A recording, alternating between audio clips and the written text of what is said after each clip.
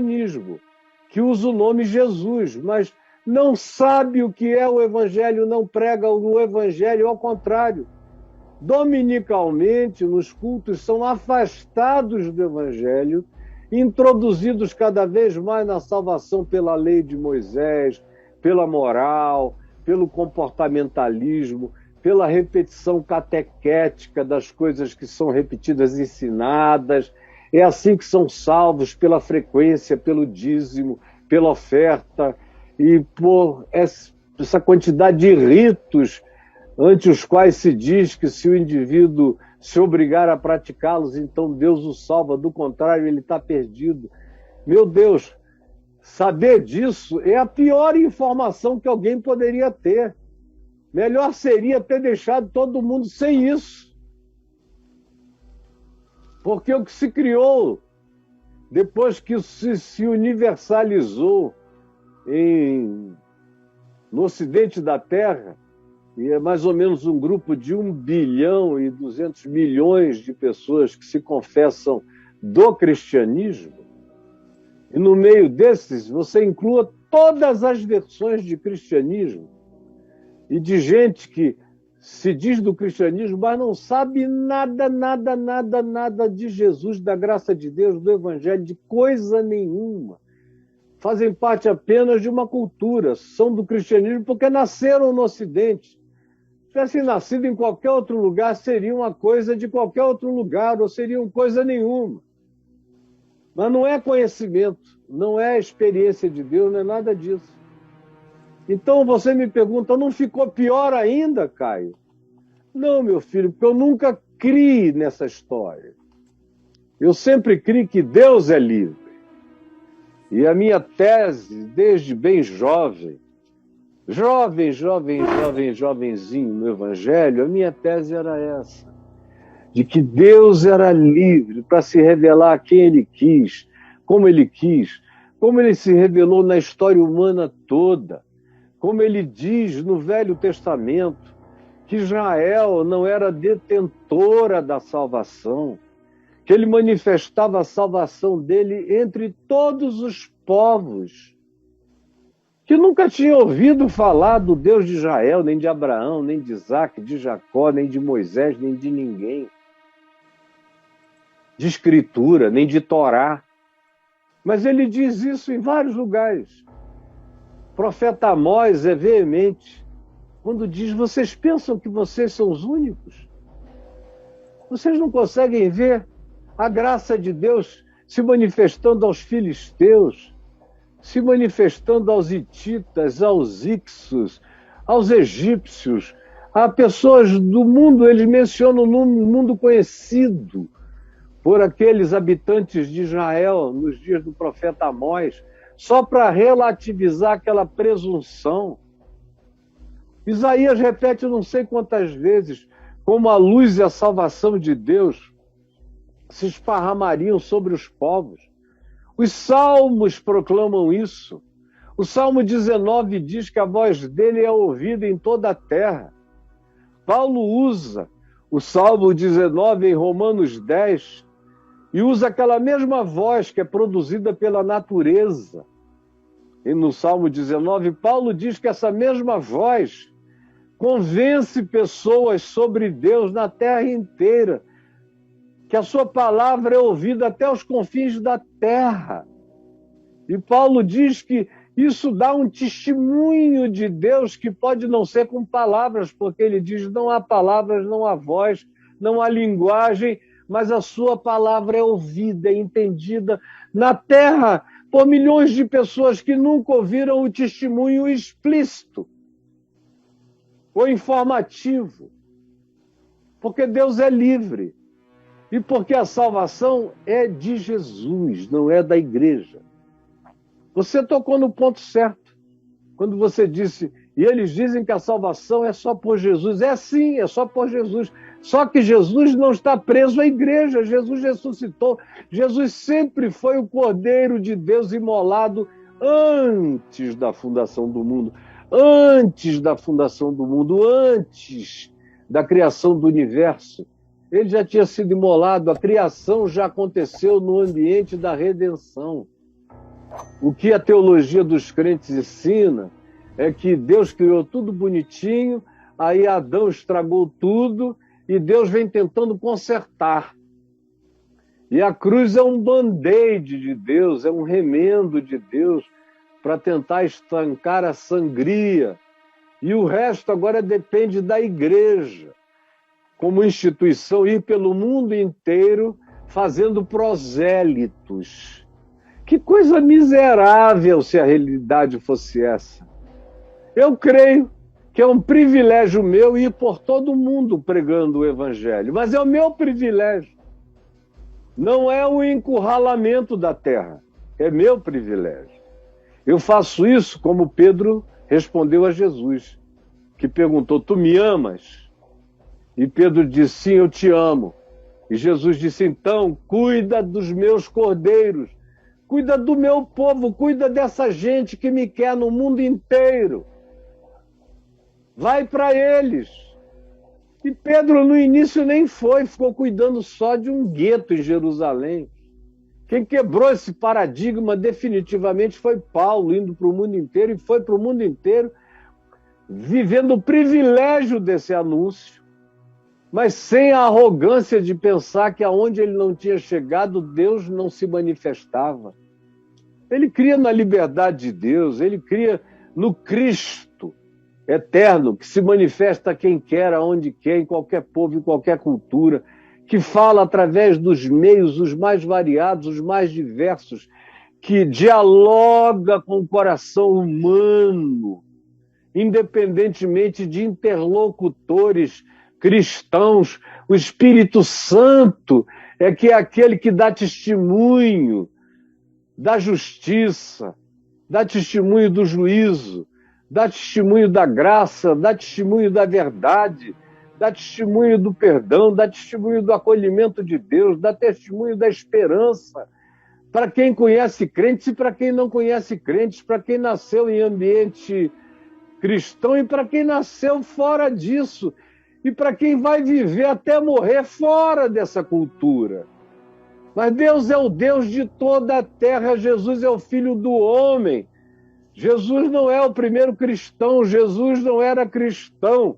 Jesus é o Salvador do mundo, é o Senhor de todas as criaturas, é o Cristo do universo, é aquele em quem todos os universos foram criados, é o Cordeiro imolado antes da fundação do mundo, fazendo propiciação pelos nossos pecados, como o apóstolo João diz na primeira epístola dele, no capítulo 2, no verso 1, fazendo propiciação pelos nossos pecados, como nosso advogado, mas advogado não somente nosso, João diz, mas também do mundo inteiro.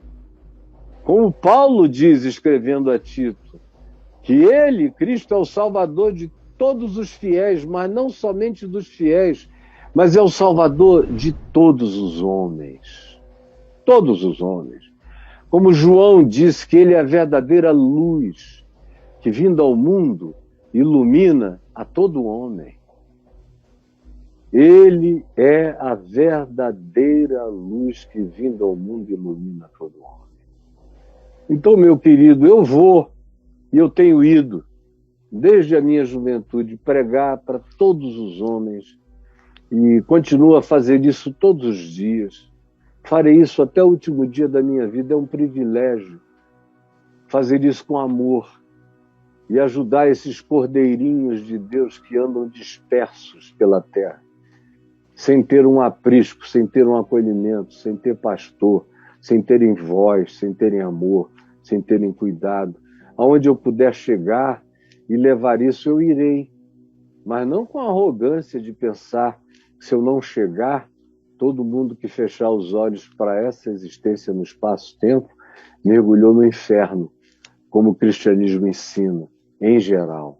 Estou fora disso, me desidentifico absolutamente com o cristianismo. Eu sou filho do Evangelho da graça de Deus em Cristo Jesus. Eu creio em Romanos 6, quando Paulo diz que se o pecado do primeiro Adão contaminou a terra toda, ele pergunta, o que não será da graça do segundo Adão? E a resposta é que ela é maior do que o pecado do primeiro Adão.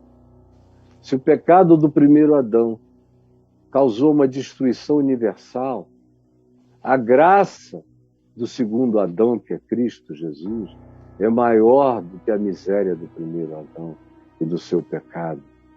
A graça é melhor que a vida, é maior do que o meu pecar, a gente canta.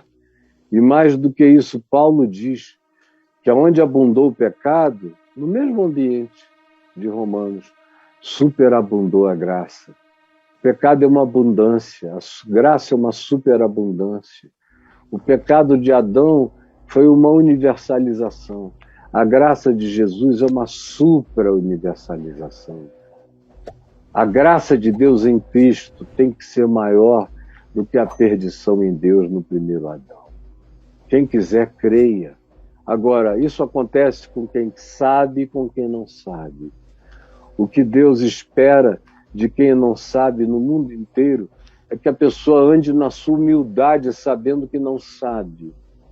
E, não sabendo coisa alguma, se dispõe a viver com amor, até onde ele saiba que amor vai, com justiça, até onde ele entenda justiça como prática, verdade, até onde ele entenda a verdade como possibilidade na existência dele, que ele busque o melhor, que ele busque luz e não se case com trevas, com maldades, com os feitiços da dominação, da manipulação do outro, do próximo.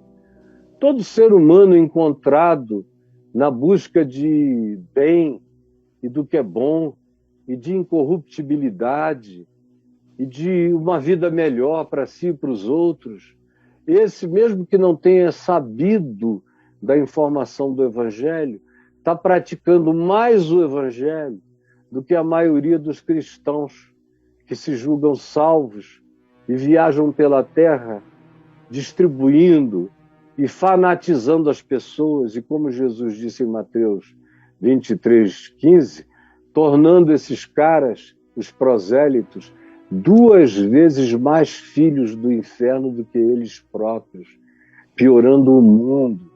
O que Jesus estava dizendo era melhor tê-los deixado como eles estavam. Eles eram melhores do que ficaram, depois que vocês, que são horrorosos, passaram pela vida deles. Então, meu filho, pode deixar que a salvação de Deus está acontecendo. A gente tem o privilégio de ser cooperador de Deus como filhos amados. Mas nós não somos os operadores, como se nós não fizéssemos, Deus não pudesse fazer. Como em casos de corrupção, que o cara que é o dono da grana não quer meter a mão nela e elege um operador para ficar botando e tirando. Sem um operador, o esquema não funciona. Como esquema de máfia, de lavagem de dinheiro, de corrupção. Não. Eu sou, na graça de Deus, cooperador. É assim que eu sou chamado pelos apóstolos. Cooperador de Deus. Eu tenho a bênção de me unir ao Espírito Santo, de me unir à graça de Deus, de me unir a anjos na proclamação do Evangelho no mundo, na terra. Mas eu sou só um cooperador. O operador é o Espírito de Cristo, que não precisa de permissão minha para se revelar a quem ele queira. E mais, o cara pode morrer sem jamais ir para uma igreja, sem jamais conhecer o cristianismo. E eu vou encontrar com ele nos céus, como Jesus disse. Jesus disse e repetiu algumas vezes isso. Ele disse para os hiperreligiosos que muitas meretrizes e pecadores os precediam no reino dos céus. Os caras que eram donos da informação. Ele também disse, em alguns contextos diferentes, que naquele dia os presunçosos da salvação, Os que criam que tinham o pedigree divino, o DNA de Abraão, portanto eram salvos, essas pessoas iam levar um susto quando ficassem batendo na porta, batendo, com os argumentos que quisessem ter. Nós sabíamos, nós pregávamos, nós profetizávamos, nós isso ou nós aquilo. Ou tu ensinavas nas nossas ruas. Ou qualquer que seja o argumento, em ambientes diferentes dos evangelhos, os contextos são diferentes para Jesus dizer a mesma coisa. Enquanto vós estiverdes de fora batendo e a porta fechada, e vocês ouvirem a voz de dentro dizer: eu nunca vos conheci, eu não sei quem vocês são. O grande perigo que o evangelho levanta é para quem pensa que sabe. E diz: enquanto isso, vocês virem pessoas vindas nos dias dele, Jesus é que está falando isso, vindas do norte. E no norte de Jesus não tinha crente nenhum, nem judeu, nem cristão. Não havia cristãos ainda, no máximo eram discípulos de Jesus que podiam ter ido. No norte do mundo de Jesus não tinha ninguém. Nem no sul. Nem no sul. Não tinha ido tão longe essa mensagem. Nem no leste, no ocidente. O ocidente ainda estava quase todo ele por ser descoberto.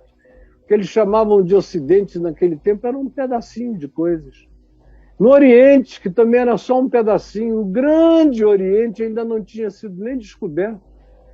E Jesus disse: vocês vão ver gente vindo de todos os lugares do mundo, do norte, do sul, do leste e do oeste, vão tomar assento na mesa das bodas da comunhão, enquanto vocês, que são os supostos filhos do rei, filhos da salvação, da arrogância dos saberes, do gnosticismo da informação cristã, vão ficar do lado de fora e batendo. Só não enxerga isso quem não quer abrir o olho, quem quer se perder na arrogância da sua própria presunção. E aí, meu filho, eu tenho milhões de coisas para falar, e se vocês quiserem escrever aí no meu portal, A Ordem de Melquisedeque, você vai entender muita coisa. Escrevendo A Ordem de Melquisedeque, você vai saber que Jesus é o sumo sacerdote, não segundo a ordem da religião, não segundo a ordem dos judeus, não segundo a ordem dos levitas, não segundo ordem nenhuma de Abraão, mas segundo uma ordem que não tem nada a ver com o pedigree de Abraão, ante a qual Abraão se ajoelhou e deu o dízimo. Uma ordem universal que não tem pai nem mãe, não tem pedigree, não tem genealogia, não tem princípio de dias, não tem fim de existência. Jesus é dessa ordem transversica, na qual tudo existe e subsiste. Leia aí no meu portal A Ordem de Melquisedeque. E aí você vai entender o significado dessa grande salvação em Jesus. Deu quanto lá quando você pesquisou, Braulio? 44 ocorrências. 44. No portal sobre a Ordem de Melquisedeque. A Ordem de Melquisedeque. A primeira publicação já é legal. Lá. Qual o significado da Ordem de Melquisedeque? Aham. Já dá para dar uma... Você vai ver as impressões digitais de Deus, teólogo católico e Melquisedeque, vai ver tanta coisa. Nietzsche e Melquisedeque, a liberdade de Deus, outra coisa, se você quiser perguntar, é a liberdade de Deus para salvar. A liberdade de Deus para salvar. E leia, você vai ver como a Escritura está lotada disso, como Jesus fala disso o tempo todo. E as pessoas só não quiseram entender que receber a Cristo não é receber a igreja. Receber a Cristo é receber alguém que frequentemente a igreja não consegue nem compreender o alcance e o escopo, a altura e a profundidade, o comprimento e a largura desse amor. Frequentemente a maioria não entendeu. Quantos estão aí ditos sobre a liberdade, brother? Liberdade de Deus para salvar, 212, Caio. Pois é. Então, meu Olha filho, aí. dá uma 11 entrada aí no meu páginas. portal e dá uma lida, tá? São 11 páginas de registro, 11 dezenas de páginas. páginas ou vídeos de informação para você, tá bom? 2, E 4, aí, 8. Braulito? Isso. Ó, pra você ter ideia, são 11 páginas, estava contando aqui. Cada página são 20 posts, entendeu? Aham, é Então, muita assim, coisa. é coisa demais.